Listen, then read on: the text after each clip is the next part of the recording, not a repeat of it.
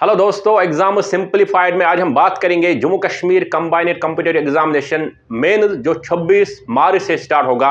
Last moment पे हम कुछ इंपॉर्टेंट टिप्स और ट्रिक्स क्या याद रखेंगे ताकि हम एग्जाम में कम से कम एटलीस्ट कुछ मैक्सिमाइज करें अपने स्कोर को।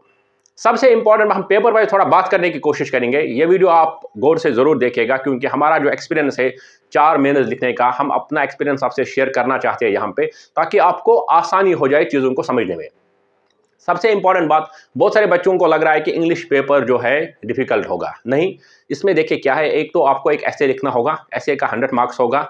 उसके साथ साथ आपको एक पैसेज आएगा, पैसेज के एंड पे कुछ क्वेश्चन दिए जाएंगे, उसके 75 मार्क्स रहेंगे। उसके बाद प्रिसाइज राइटिंग होगा, उसके भी 75 मार्क्स रहेंगे। तो यहाँ पे कुल मिला के 250 मार्क्स यहाँ से, और वो क्वालिफाइंग पेपर है, 100 मार्क्स आपको उसमें लाना है। ठीक है, अब उसके साथ साथ जब आप क्वेश्चन अब जाओगे एग्जामिनेशन सेंटर में आफ्टरनून में ऐसे पेपर लिखने के लिए, कुछ लोगों ने उससे पहले कुछ पिटीशन फाइल करने की कोशिश की थी, मैसेजेस डालने की कोशिश की थी कि नहीं हम पहले ऐसे लिखेंगे फिर हम लिखेंगे जनरल स्टडीज का जो आपका इंग्लिश का पेपर है। ऐसा नहीं होता है।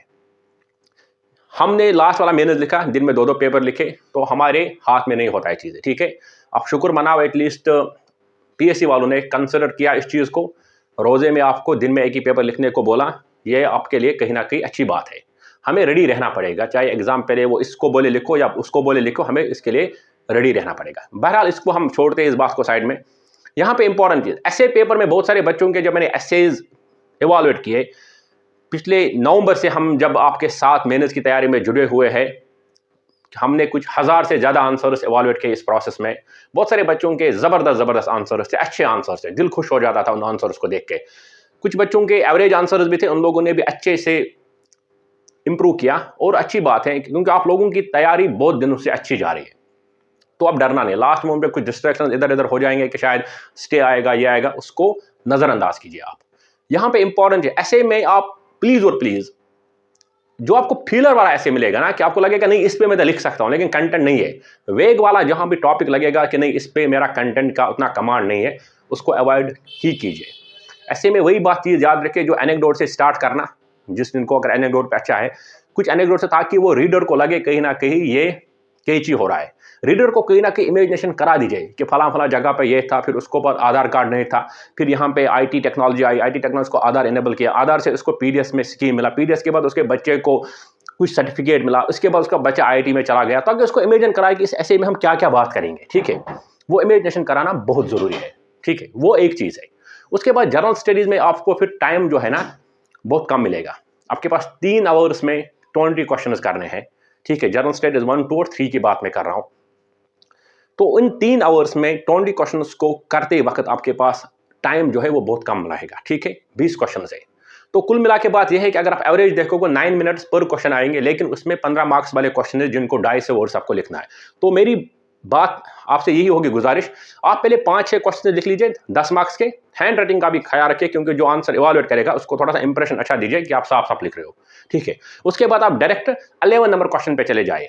11 से लेकर 20 वाला क्वेश्चन तब कीजिए क्योंकि वहां वो 15 वाले क्वेश्चन से, 15 मार्क्स वाले क्वेश्चन से, वहां पे आपका स्कोर आना बहुत जरूरी है। वहां पे अच्छे अच्छे आंसर लिख सकते हो आप। भले अगर फिर आपके पास लास्ट पे टाइम कम भी रहता है ना, मान लो कि चलो कि आपके पास लास्ट पे सिर्फ 3 मिनट रहता है और आपको 10 मार्क्स का एक क्वेश्चन करना है जिसके पास आपके पास कंटेंट भी कम है, तो आप लिख सकते हैं। लेकिन अगर ऐसा हो गया कि आपके पास सिर्फ 3 ही मिनट है और आपको 15 मार्क्स वाला क्वेश्चन लिखना है, तो आप जस्टिफाई नहीं कर पाओगे। तो टाइम मैनेज करना और अपने आप से, अपने स्ट्रेंथ के हिसाब से पेपर को फिर फर्दर डिवाइड करना वहां पे कि आप पहले क्या लिखना चाहते हो। 5-10 क्वेश्चन सेक्शन 1 से, फिर उसके बाद 5-10 क्वेश्चन सेक्शन 2 से, ये आप कर सकते हैं। ऐसे आप जनरल स्टडीज 2, 3, 4 में कर सकते हो। अब एथिक्स में आप क्या करोगे, बहुत सारे बच्चे कंफर्टेबल रहेंगे पहले हम केस स्टडी करेगा, वेल एंड गुड। कुछ कंफर्टेबल रहेंगे नहीं, पहले हम थ्योरी वाला पार्ट करेंगे, कोई परेशान नहीं। जिसको जिस तरह समझ आता है, कोशिश बस यही करने कि हम टाइम पे कंप्लीट करें। डायग्राम्स का ज़्यादा से ज़्यादा यूज़ कीजिए, एग्जाम्पल रिसेंट दीजिए जो उसको एवॉल्व, अपनी रियल लाइफ की एग्जाम्पल्स को भी कोट कीजिए जहाँ पे उसको लगे कि नहीं उसको चीज़ें समझ आई है। अगर वैल्यूज़ की बात हो, उसको लगना चाहिए कि नहीं इसको वैल्यू समझ आए है, या उसको मॉरलिटी समझ आई है, या उसको एथिक्स समझ आया है, तो वो कीजिए। उसके साथ साथ फिर आपका ऑप्शनल सब्जेक्ट के 2 पेपर रहेंगे, उसमें जो भी आपने कंटेंट बनाया होगा, ऑप्शनल में जो आपका टेक्निकल जार्गन है ना, सब्जेक्ट की डिमांड वाला जार्गन, ऑप्शनल सब्जेक्ट का आंसर जनरल स्टडीज वाले आंसर से डिफरेंट होना चाहिए, ये याद रखना, स्पेशली पब्लिक एडमिनिस्ट्रेशन वाले बच्चों के लिए, क्योंकि आपका जनरल स्टडीज से मिलता है पब्लिक एडमिशन का पेपर 2, तो वहाँ और यहाँ के आंसर्स में डिफरेंस होना चाहिए, ये बहुत ज़रूरी है। उसके साथ साथ कि अपने आप को हाइड्रेट रखने के लिए वाटर बोतल साथ लीजिए, पेन एक्स्ट्रा लीजिए साथ। देखिए ये मेरे हाथ में है V5 का पेन, बहुत सारे बच्चे इससे कंफर्टेबल होंगे तो इससे लिख लीजिए। कुछ पेंटोनिक के पेन से भी कंफर्टेबल है, उनसे भी लिख सकते हैं, कोई परेशानी जो जिससे कम। लास्ट मोमेंट पे अब कोई वो चीज़ नहीं करना कि आपको इससे पहले आपने कभी पायलट पेन से नहीं लिखा होगा, अब स्टार्ट करोगे तो वो भी परेशानी होगा। तो ये छोटे छोटे चीज़ें हैं जो आपको याद रखना है। और हमारे जो मुस्लिम बच्चे हैं जो अगर चाहते हैं कि वो रोज़ों में एग्ज़ाम दे, वो रोज़ा रखे, वेल एंड गुड। अगर किसी बच्चे को लग रहा है कि नहीं इससे मैं नहीं कर पाऊंगा तो ठीक है, वो कज़ा रोज़ा भी बाद में रख सकता है, वो उसकी मर्ज़ी होगी, ठीक है। लेकिन यहाँ पे इंपॉर्टेंट है सेंटर पहले ही जाइए, लास्ट मोमेंट पे वो रश नहीं होना चाहिए कि फिर आपको दौड़ दौड़ के आना पड़े। थोड़ा सा जल्दी पहुँचे, अपनी कॉपी जो भी आपका नोट्स है वो साथ लेके चलिए ताकि लास्ट मोमेंट तक आप थोड़ा चीज़ों को देखते रहे। और अगर कोई बंदा आपको वहाँ मिलता है, मुझे याद है कि 2022 के मेंस में मैं और मेरा दूसरा दोस्त है, हम दोनों ने इंटरव्यू भी दिया था। हम एग्जाम से पहले कुछ डिस्कस करते थे, कुछ चीज़ें, जैसे कि बहुत सारे क्वेश्चन हमने डिस्कस किए थे, नगारा आर्किटेक्चर हमने डिस्कस किया था, हमने कुछ क्वेश्चन और डिस्कस किए थे और वो वही आए थे, वो क्वेश्चन, टू बी ऑनेस्ट वो क्वेश्चन आए थे और हमने वहाँ पे बोला था ये तो हमने अभी डिस्कस किया था। तो अगर ग्रुप्स बनते हैं वहाँ पे किसी अच्छे सीरियस बंदों के साथ, तो कुछ टॉपिक्स को आप जो इंपॉर्टेंट आपको लगे उनको डिस्कस कर सकते, यानी करंट अफेयर का कोई टॉपिक है अगर आपको वो याद नहीं आ रहा तो किसी बंदे से आप डिस्कस करके 2-3 पॉइंट्स उसके ले सकते हो। ये इंपॉर्टेंट चीज़ है आपको जो याद रखनी है फाइनल मोमेंट के लिए। आपका पेन होना चाहिए, आपका एडमिट कार्ड साथ रखें, एडमिट कार्ड के साथ अपना आई कार्ड भी साथ रखें, वो इंपॉर्टेंट है, ठीक है। कोई स्केल या पेंसिल लेना चाहता है ताकि वो चीज़ों को और ब्यूटीफाई करना चाहता है, वो उसकी मर्जी है, वो साथ ले सकता है। आंसर्स में टाइम मैनेजमेंट बहुत जरूरी रहेगा, टाइम को मैनेज कीजिए। घड़ी बहुत इंपॉर्टेंट रहेगी, घड़ी साथ जरूर ले लीजिए। वहाँ भी घड़ी होगी, जो जो लकी रहेंगे वहाँ सेंटर में होगी घड़ी, लेकिन अगर नहीं होगी ना घड़ी अपने साथ रखे, वो आपको बहुत सारी चीज़ों का पता बताती है, आपको पता चलता है कि नहीं मैं फास्ट जा रहा हूँ, स्लो जा रहा हूँ, या मुझे क्या करना पड़ेगा। इंपॉर्टेंट चीज़ है, वॉच साथ ले लीजिए।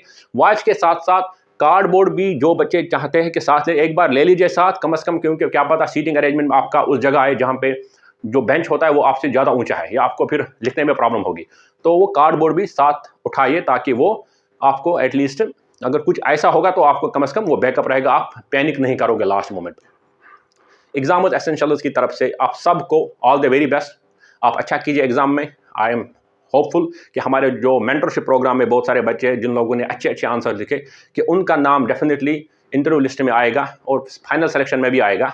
हमारी शुभकामनाएं सब बच्चों के साथ है कि आप अच्छा कीजिए, ये आपके लिए एक अपॉर्चुनिटी है। मेंस के जो ये 7-8 दिन हैं यही डिसाइड करेंगे आप लिस्ट में आओगे या नहीं आओगे, इसीलिए यहाँ पे थोड़ा मेहनत और कीजिए। एग्जाम्स में जब वहाँ से वापस आओगे थोड़ा रेस्ट लीजिए, उसके बाद दोबारा पढ़िए, जो भी इंपॉर्टेंट चीज़ें PYQs है जहाँ भी कुछ लगे उनको सॉल्व कीजिए, ताकि क्योंकि यहाँ पे अगर कोई भी 2-3 क्वेश्चन 5-10 क्वेश्चन आपको ऐसे उन फंस जाते हैं जो आपने कहीं पढ़े होंगे, तो आप डेफिनेटली अपने मार्क्स को मैक्सिमाइज कर सकते हो। Thank you very much.